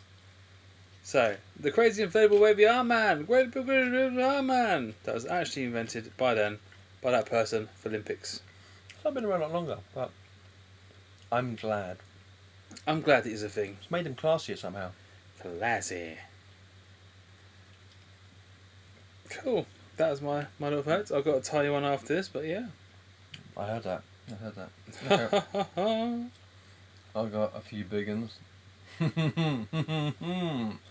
Okay. Are you ever out on the go, but with all the rush and hustle and bustle of the day, you find yourself craving something nutritious and convenient, but but you don't want to clutter your precious pockets with some protein bar or other convenient snacks. Then why not use what you've already got with you? Let me explain. Hat snacks. Whether you just want to nibble on the rim or a whole sombrero's worth of a meal, we've got you covered, while keeping you looking stylish and dynamic to boot. We've got enchilada trucker caps, Tex-Mex Stetsons, and even a full summer hat spaghetti bolognese, if you're brave enough. You don't even need a microwave. Your own head heats the meal. And don't worry about your hair either. You might think wearing a whole meal on your head will be detrimental to your hair's health, but you'd be amazed how little permanent damage there is. Hat snacks. And look out for our new range of burkas and turbans, coming soon. You trumping? I'm trumping. Every day I'm trumpling. So, Trump's always talked a big game about how rich he is. I'm a billionaire, I'm so fucking rich. He always famously says that. I'm so fucking rich is like his catchphrase, apart from you're fired. I'm so fucking rich. As of August 2024, he's supposedly worth 5.1 billion. Whoa! Alright, which is a decent amount of money. $5.1 billion is a lot of money. And incidentally, in 2010, he was worth 2.1 billion. So being a president fucking was an earner. So, yeah. So, Trump received, this is just going back into this issue, he received at least, again, it's very unclear, because he doesn't ever declare any tax returns, it's always very hush-hush. He received at least $413 million in inflated to 2018 prices from his father's business empire, drawing upon more than 100,000 pages of tax returns and financial records from Fred Trump's businesses and interviews with former advisors and employees. The New York Times found that 295 distinct streams of revenue that Fred Trump had created over 5 decades in order to channel the wealth to his son. So he didn't want to pay a lot of the taxes and things that... So the money was starting to go to his son way before he passed away, because if you're minted, you don't want to pay loads of inheritance tax. No. So, again, and I'm a bit conflicted, because part of me's like, oh, that's some shady shit, pay your way. But at the same time, I'm like, well, I don't want to pay loads of it. I don't want to have to pay to give my kid what I've earned already. I don't know. So I'm conflicted, but, you know. When Trump had spoken of the money he received from his father, he typically downplays the actual amount. He prefers to have the reputation of a self-made man. Now, obviously, he's not a self-made man by any stretch. For example, in 2007, sworn deposition, he acknowledged borrowing $9.6 million from his father's estate, and on the presidential campaign trail in 2015, he acknowledged borrowing $1 million from his father as a young adult. He described both of these amounts as small and emphasised that he paid both loans back with interest. These amounts are indeed small fractions of the entire amount he received from his father, which were not loans. Trump was listed on the initial Forbes list of wealthy individuals in 1982 as having a share of his family's estate, which was estimated to be worth $200 million at the time. The former Forbes reporter Jonathan Greenberg said in 2018 that during the 1980s Trump had deceived him about the actual net worth of his share of the family assets in order to appear on the list. He really wanted to get on the Forbes list. It was very important because he hopped on with a lot of rich people and wanted to represent. According to Greenberg, it took decades to unwind the elaborate farce Trump had enacted to project an image as one of the richest people in America. Nearly every assertion supporting that claim was untrue. Trump wasn't just poorer than he said he was. Over time, I've learnt that he should have not been on the first 3 Forbes 400 lists at all. In our first ever list in 1982, we included him at 100 million, which again is half what he said. But Trump was actually worth about 5 million. A paltry sum by the standards of his super money peers, as a spate of government reports and books showed only much later on. After several years on the Forbes list, Trump's financial losses in the 1980s caused him to be dropped from the 1990 through to 1995 lists, and reportedly obliged him to borrow from his siblings' trust in 1993. So the early 90s was a bad time for him. So his wealth is one of these things that, because he set himself up as such a rich person, there's been so many cases where he's been given not even the benefit of the doubt, but like huge wafts of credit. He's been given foreign loans. He's been a lot of his buildings are part owned by like Saudis and foreign interests, because he is perceived to be a very rich American, or a very successful businessman. And only in recent years have a lot of this come out because there's partisan politics, so they're digging into his shit more than they used to. But the takeaway is he talks a lot of shit and you can't really trust what he's saying. So yeah, he's a bit of a financial bullshitter. Financial BS in I some suppose sense. you could call him a fucking liar, couldn't you? Yeah, technically. Broadly, he's a shit talking heel. That's kind of that's a shit heel. A shit heel? Shield. A shield. Alright, moving on.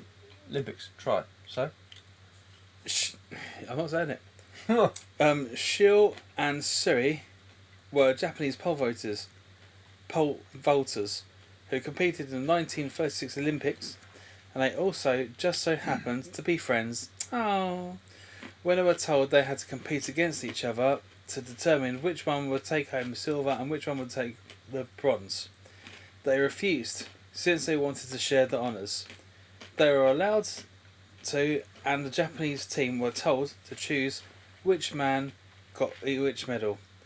They awarded the silver to Nishida based on his earlier performance in the contest, but it didn't end up mattering much. When the pair returned to Japan, they... I'm so sorry, that was very annoying. Oh, it wasn't me this time, was it? It wasn't you this Ah. time. Notification. That was Daniel Great. That's all that was, just coming up on the screen. I just chucked my phone on the floor and starts talking to me. Okay, you know. James, why did you throw me? Stop hitting me all the time. James, you abusive partner. Sorry, read your thing, sorry. Oh dear. What's a cut? Sorry, I'm being a dickhead now, I can't help it. They wanted Right. the silver position based on the early performances, but it didn't end up mattering much. When the pair returned to Japan, they had their medals cut in half, then fused into two hybrid medals, which Aw. became known as the Medals of Friendship. Kinda gay. That's kind of beautiful, gay. It's kind of beautiful gay. Yeah, Yeah. that's like the most awesome rainbow I've ever seen. Okay, it's two colours, but yeah. Beautiful, Betty. Right, you jump in. I've got a tiny one. Yeah, I've got a small fact and the medium. I got 4, but some of them are little nuglets. No, I got 2 big ones. No. Right, so for 4 years, Fred Trump. This is some of the early '90s fucker, because his dad didn't die till I think '99. So for 4 years, Fred Trump held shares in the Trump Palace condos, and in 1991 he sold them to his son, Donald Trump, well below the purchase price, masking what could have been considered a hidden donation. This was something he was doing all throughout the 90s. He was trying to help his son out and give him a lot of money and give him a lot of setting him up because he knew he was getting on. He just, he's just looking after his boy. Didn't want to fuck him with the inheritance tax. So, but he's masking what could have been considered a hidden donation and giving the benefit of a tax write-off. He died in '99. Oh, there you go. In 2018, when the matter came to light, the New York State Tax Department and New York City officials said that they would investigate. The court found that Donald Trump had for years committed fraud against banks, insurers and others by exaggerating his net worth and significantly overvaluing assets in documents used to make deals and securing finance. The fraud included 2 of his residences, his apartment in Trump Tower.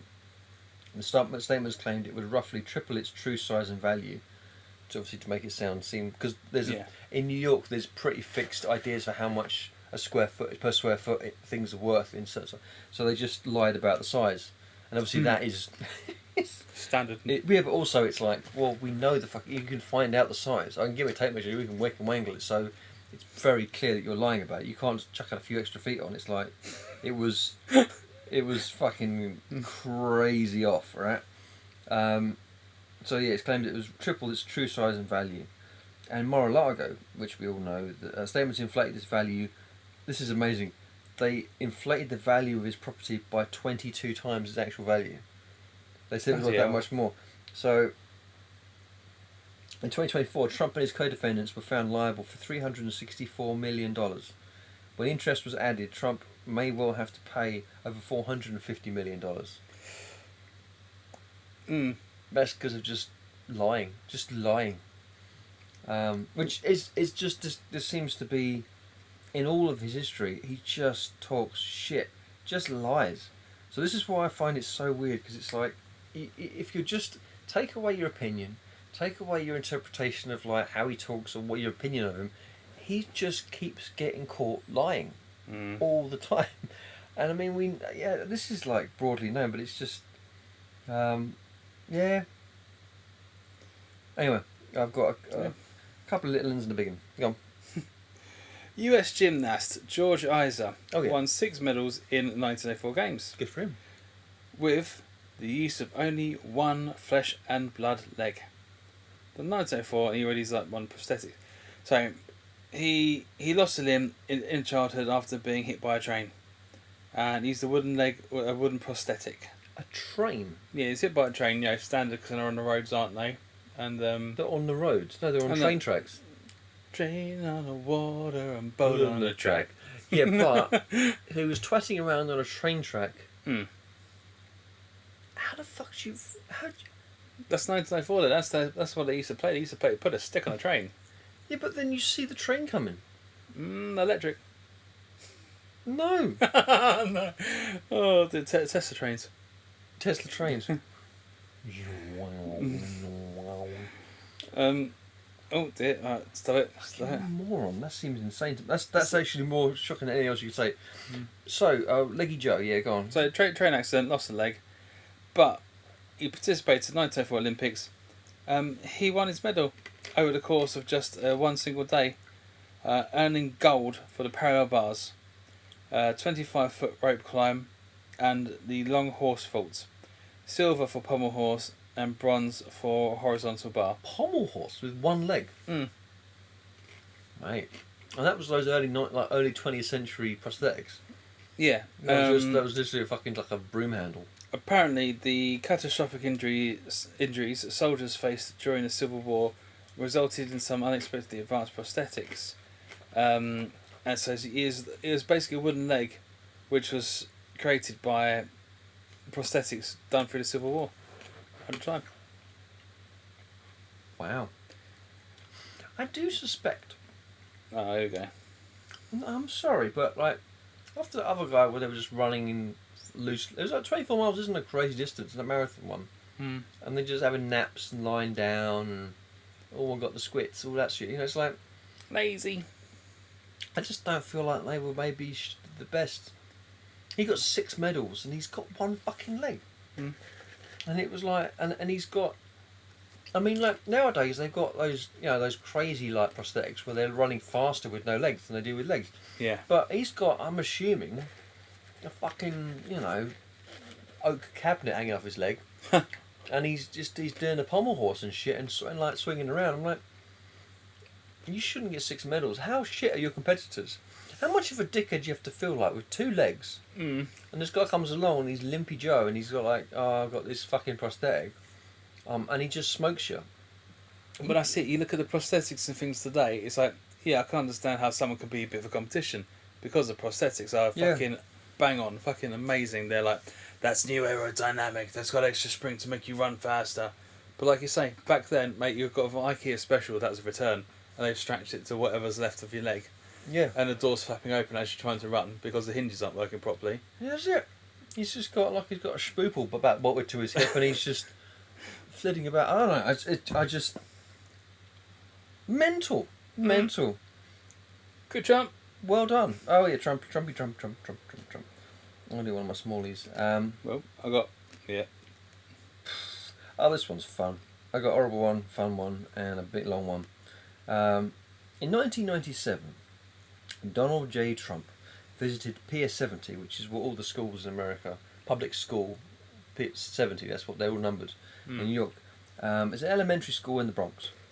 So the chess team needed money to travel to the national championship tournament. They were apparently very, very good for the year, right? So Donald Trump dropped a fake $1 million bill in their basket. Right. Was the $1 million bill even a thing?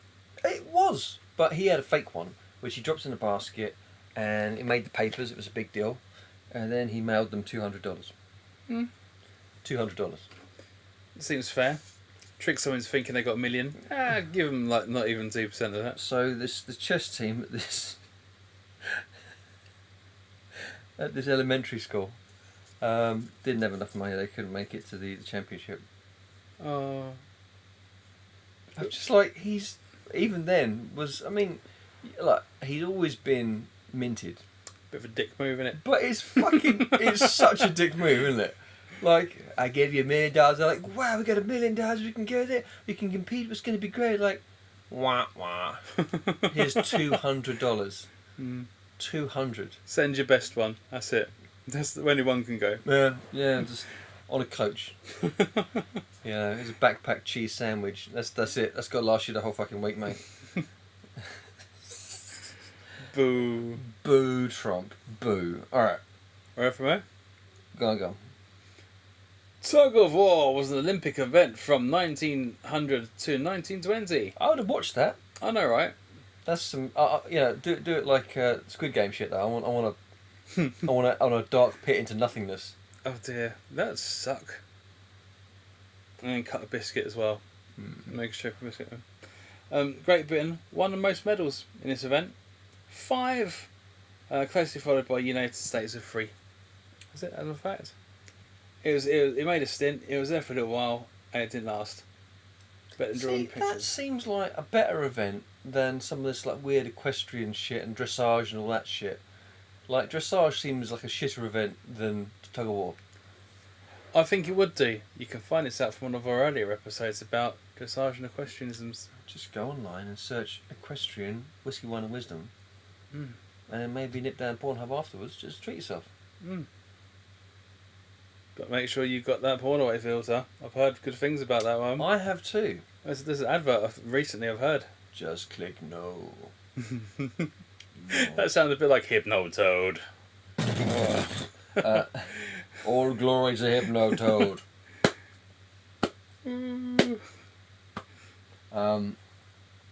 Now, I've got 2 facts left. And they're Penultimate both jump. of a similar vein, and I've saved the worst for last. And I've saved the worst for last as well. Horrific, Mylan. Fucking horrific. So, old Trumpy, Trumpy Trumpy, has been known as a bit of a rude boy, shall we say, over the years. Come on, boy, jump and give it Let's not make it fun. Alright, okay. Shit. He's a bit of a groper, bit of a dirty, pervy old cunt. So here's my first dirty, pervy, Trumpy cunt. And again, these are facts, right? So at one time, Trump was the part owner of 3 major beauty pageants. He was very famous for owning beauty pageants. That was primarily, it was the property beauty pageants. That was the Trump brand. So from 1996 to 2015, he partly owned Miss Universe, Miss USA, and Miss Teen USA. He was forced to sell Miss Universe organisation, which includes sister scholarship programs Miss USA and Miss Teen USA, in 2015, after his incendiary comments about Mexicans drove away broadcasters NBC and Univision. So just to keep on track, right? So far, it's it fucked over at school, but obviously black discrimination and Mexican discrimination. He received numbers of allegations that entered first of all, like, he had to sell it because NBC and Univision wouldn't air it anymore, which would effectively devalue the whole branding. So it was like, I'll sell it because someone who's not a fucking massive racist could keep this thing going for a bit longer. I don't even know if it still is on air. It seems like surely it's defunct now, but this was 9 years ago. He received a number of allegations that he entered the Miss Teen USA changing room where girls as young as 15 were in various states of undress, frequently naked. The Trump campaign did not offer a response to these stories. Again, this was 2015, this was when he started his presidential run. That's why he fucked off the Miss Teen USA. He's like, oh, that makes me look bad, I'll sell it now, and plus all that Mexican shit I said, let's just, clean house.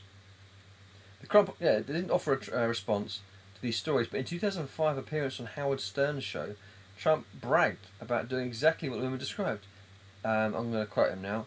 Trump said, "I'll go backstage before a show and everyone's getting dressed and ready and everything else, and I can just watch," he said. I mean, it's not great, is it? Now, when you first said the whole Team USA thing and Trump entered, I thought he was going to say entered the competition. That would be so much better. But no, he liked running the shows and he liked hanging out there. Nah. And I've not put it all in because I've read this loads of statements of all these people who say like he would just come in and everyone there, all the show people, because he's their bosses, he's everyone's boss, right? So all the people who are running the show work for the guy effectively, right? So he turns up and they're fawning all over him, and people are there, and he just walk in and he made sure that no one knew he was coming. He'd just turn up, walk into the dressing room, and there'd be all these like effectively kids like undressed between, and it's just like, what are you doing? So a number of the people who were competing would say that it was so fucking uncomfortable, so weird. He'd just walk around and just look. He wouldn't talk to anyone. He'd just walk around and look at everyone. You're like, what are you doing in the changing rooms? And because everyone's falling over him, no one's saying you can't be here because he owns. Literally, he's employing all these people. So there was a clear, like there was no, I don't know, like what do you call it? Duty of care. No one's looking out for the competitors. They're looking out for the boss. So it was some shady shit. It's some shady shit. It's not a good thing. No. And this is, again, I'm saying it's shady because I think it sounds shady, but these facts are facts. This isn't, he has admitted to this, and it was widely documented, and there's multiple people who are saying that he's walking around doing some shady shit. But as far as I know, there actually are some records, but there's no allegations that were taken to court or anything of groping or anything really, really bad, but he's at very least a dirty perv. Yes. So, yeah, that, I got one more horrible thing. So you say your horrible thing, I'll say my horrible thing, yeah? So, how would you like to hear about mass murder at the Olympics? I'd love to hear that. Sounds awesome. Not awesome, but it sounds like, wow, that's fascinating. You sick fuck. So I've got to say this in a very deep, stern voice. Live doves. Live doves, an enduring symbol of peace, were released at every Olympic opening ceremony from 1920 to 1988. But the tradition came to an abrupt end when the birds used in the 1988 Seoul Games flew into the Olympic cauldron and incinerated themselves. Of course. Now, the doves are strictly a symbolic nature. So they all went, oh, fuck it, nature, we're free, oh, fire, oh, shit. I bet it fucking smelled beautiful, though. Can't understand it that day, that smells so good. Kentucky Fried Dove. No, you can't do doves, it's too expensive. Oh, let's get some chickens in. That's it. Peace. Delicious cooked peace. I mean, if you were there, you're like, oh no, oh no. They're falling from the sky. Where's my bucket? To hear the words, you're like, that's really. But yeah, crazy days. In vain of the current Olympics, you're welcome. I'm done. Lovely day. Okay. I'm not going to get into specifics on this. This is just something I'm just going to broadly cover. Right, so we know, again, I'm getting into this is the naughty shit. We know about the Stormy Daniels thing. We know about Current frog. no, but we know like Donald Trump, Stormy Daniels. We know he's had lots of alleged affairs and trysts, and he's fucked about on his various wives, and we know about a lot of these things that are alleged. So I'm not going to get into the alleged shit because even the Stormy Daniels thing, which is like pretty clear cut, Like we know, he said he didn't do it, and like until there's footage of him doing it, you don't know. And there was the Steele dossier of him going to Russia and getting like prostitutes to pee on each other and all this sort of shit. It's like, again, I don't know any of that's true. There's a lot of people who have a financial incentive in shitting on this guy, causing him. So you kind of have to say, okay, well, I have to assume this is evidence. It didn't happen, even though smoke, fire, arguments, but still, whatever. I'm not talking about any of that shit, right? But he was found liable for sexually abusing and defaming Jean Carroll. In May 2023, Carroll was awarded $5 million in damages for his sexual abuse. Now, I don't know specifics. I know there's a few articles that covered what he actually did. So I'm not going to say the R word, but it seems to be in that vein. But the specifics are largely obfuscated, or they're made unclear by the. But the fact, you make your own judgments on what must have gone on for the money that's going. So originally you said you sexually abused this person, and then you talk shit about her afterwards. This is the big thing, because he's such a shit talker. As soon as it comes out and she accused him, he just kept saying how ugly she was and how he would have done anything with her because look how ugly she is, sort of thing. That's his go-to. He was like, if I was going to, I wouldn't be with you, love, that sort of thing. So a big part of the court case was the defaming of her, that she's a liar, which, again, the court found that there was enough evidence that they believed her, and also that he was just talking so much shit about her. He got her death threats, he got all kinds of shit she had to deal with.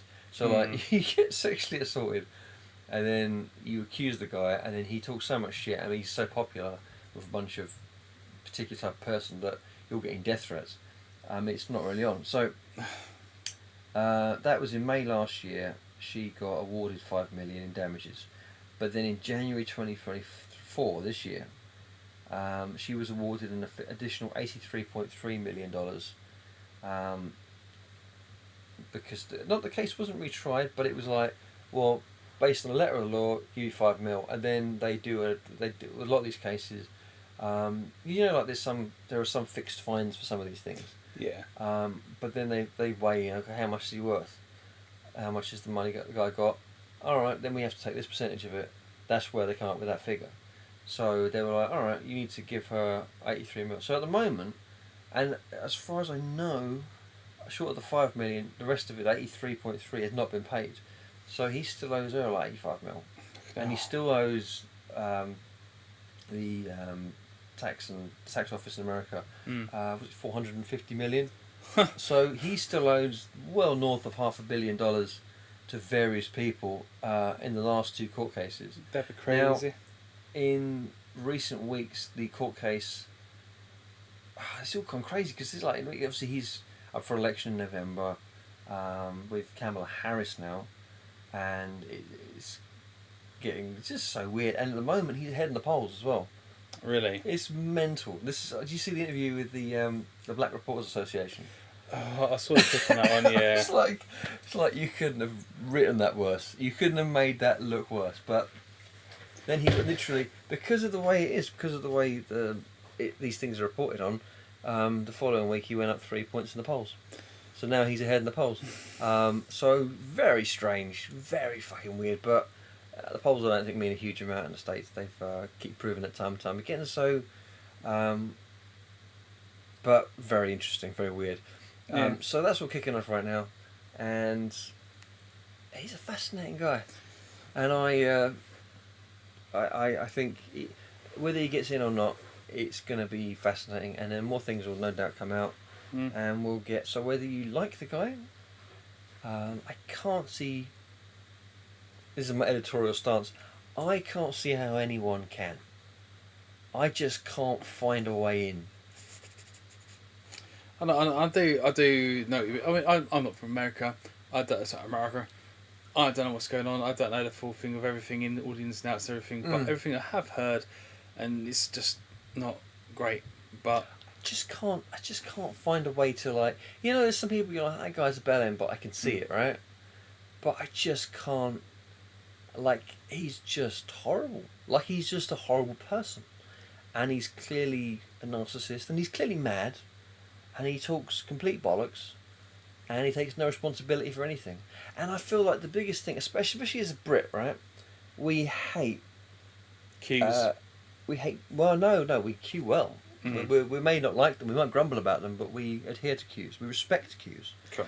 I think that's a good British thing. But we help self-aggrandizement, narcissists, people who up their own arse, people just constantly bigging themselves up, and which he does all the time. He's always saying how smart he is and how clever he is and how great he is, and it just, to me, smacks of someone with just.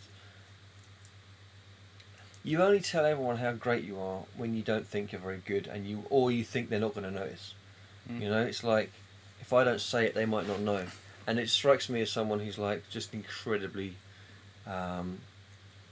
either like they sort of say, oh, he's narcissist, he thinks he's great. And I'm like, I don't think he does. I think he's got a niggling little voice in the back of his head saying like, you're a thick cunt, you're a stupid cunt.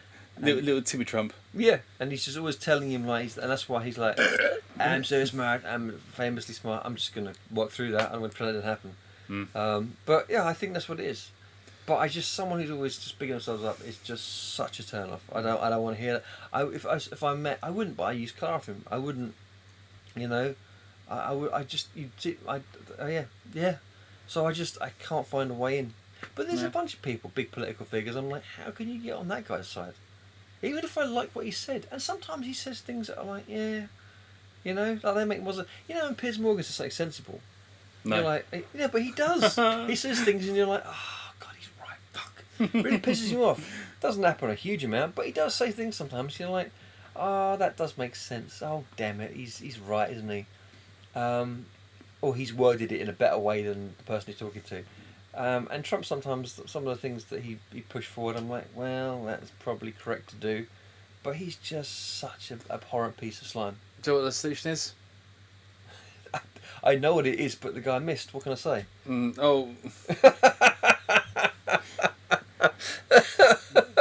We here at the Whiskey Wine and Biscuit podcast do not condone.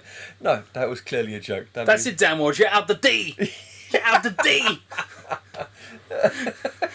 Last week, Dan left the podcast. Fucked up so bad. Now we're back together again. La la la la. That was quick, wasn't it? Yeah, sorry. No, so my solution was actually nothing compared to that. Was actually more Nick Cage, but Nick Cage would be great. Yeah, everything. What are you doing? No, it would be my teddy bear. What was that? No, it was Con Air, wasn't it? Yeah. Put the teddy bear on the ground. God, he's so good.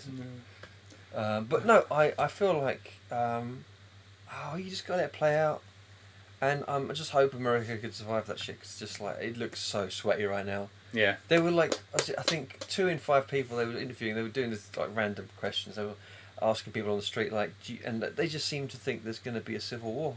They really do. Like, they think that, and like gun sales are shooting up, and yeah, no, because everyone's ready for they're ready for it to kick off. Yeah. They're just expecting it, and you think, oh man, I don't want to have civil war. It's gonna really affect, you know, house prices over here somehow. It's gonna be bad for us. I think if everything's sweet over there, it tends to just be sweet everywhere. I just want petrol. Whatever. I just calm down, guys. Have a sit. Calm down.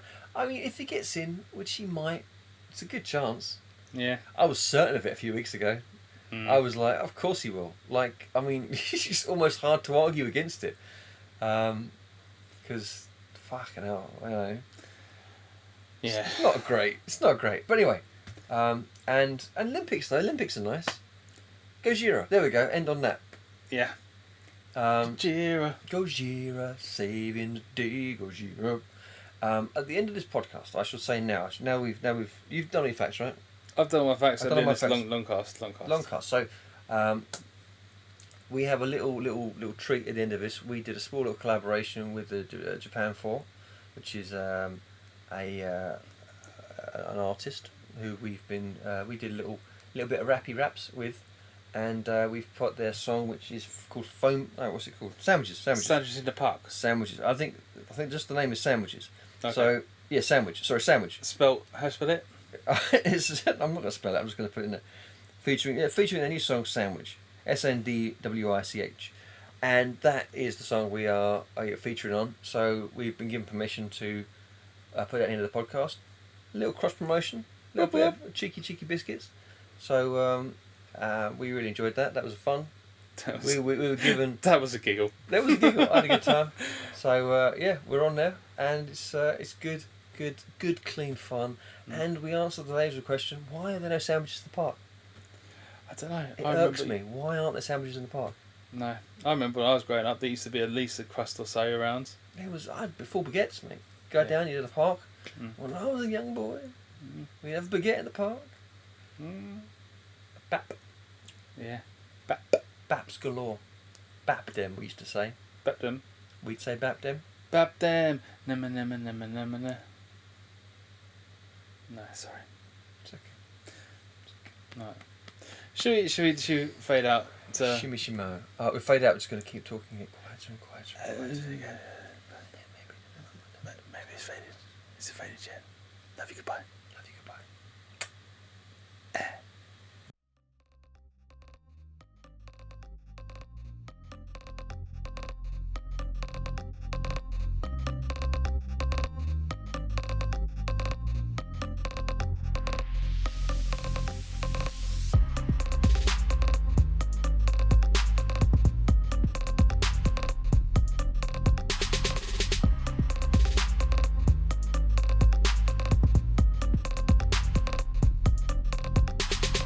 Yo, I be rocking this beat with the sound of my feet. I ain't wearing no cleats on the Greenwich mean streets. Give me more stuff, said my man Chub Chub. I'm writing theses lines while I sit in the tub. Needed a poo. Now you stole my joke. A really bad poo. It probably won't float, so we're walking the dog with a wink and a nod. She's a dog, not a frog. Now breathe in this fog. There's no sandwich in the park.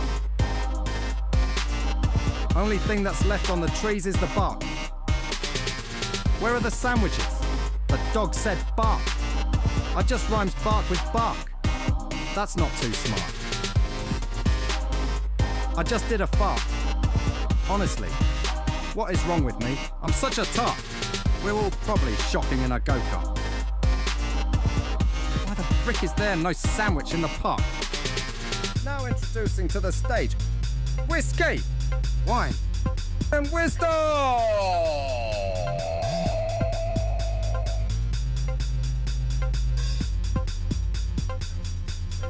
Romania. Standing in the kitchen, baking all the pies, trying to think of raps, but I don't know why. I turned up the oven maybe far too high. Food tastes bad, then we're all gonna die. If this pie ain't good, we're saying goodbye. I'm better rap podcast, but I'll give rap a try. Cause whiskey, wine and wisdom just entered the building. I'm running this beat like I'm midfield. I like a cup of tea, but there ain't no milk. Delicious white juice, smooth like silk. I put it in my drink, make the black go brown. A drink that'll turn your frown upside down. When I call this cake, it'll be ready to eat. A chocolatey cake, it tastes so sweet. It'll be so big that it'll need a truck. I'm not allowed to swear, but I don't give a flying fuck. There's no sandwich in the park.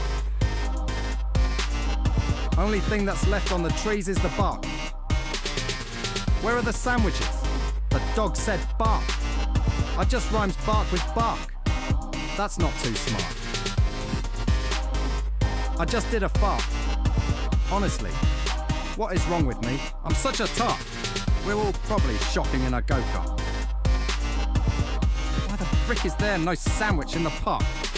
I'm speaking with my face, I can't escape this place with the rhymes that I spit. Sometimes they're shit. 6 minutes ago until the football begins. My eyes rotate in the car, I'm in spins. Eyes rotation is a terrible thing. Have me spinning, kinda queasy as I vomit in the bins. Where the room stops spinning, can't see where I am, but I don't give a signal because I am a flipping man. Hello, my friends, I am a man with tiny arms and even smaller hands, but I drum like a beast when I smoke all the ham. I also smoke beef, pork, salmon, and ham. Travis is a cat with a penis on his face. It leaves always hurt in the motherfucking face. But now I'm here with no beer and no fear. Whiskey, wine, and wisdom, gonna rap for you all to hear. There's no sandwich in the park.